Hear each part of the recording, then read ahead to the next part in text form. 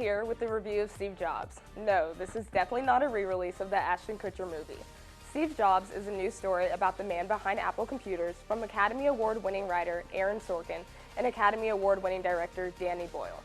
With a cast led by Michael Fassbender, it would seem that Steve Jobs has all the recipes for success. And you know what? It's the complete package. Really. From the writing, the directing, the acting, even the music, this film is a tour de force of just absolutely fantastic movie making. Taking a somewhat unorthodox structure, the film shows the main man himself at 3 different points in his life. The reveal of the original Macintosh, the showcase of the next computer, and finally, the unveiling of the iMac in 1998. Taking place completely behind the scenes, up to the moment Jobs walks out on stage, writer Aaron Sorkin paints a tale of an incredibly ambitious person that is extremely difficult to get along with. And through the line of these 3 different times in Jobs' life is his relationship with his daughter, Lisa, whose mother, Chrisanne Brennan, played by Katherine Waterston, struggles to get by while trying to get Jobs to accept his responsibility as a father. I won't go into too many details about the rest of the story, but it is an intensely fascinating character study that I personally never knew too much about, other than the man I saw on stage revealing the iPhone.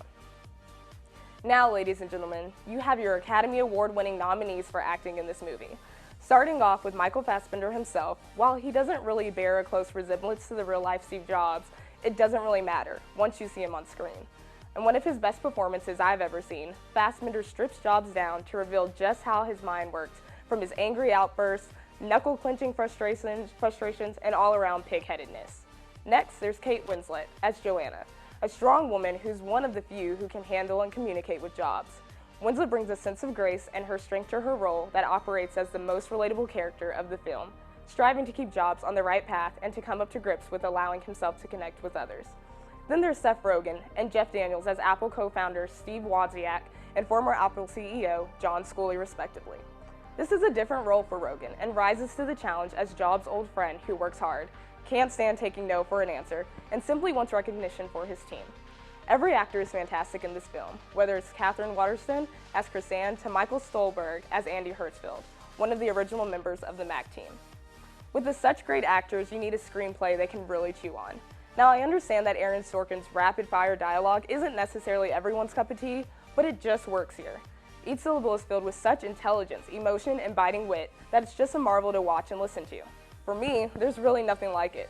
This all comes together on the assured direction of Danny Boyle, probably best known for the Best Picture-winning Slumdog Millionaire.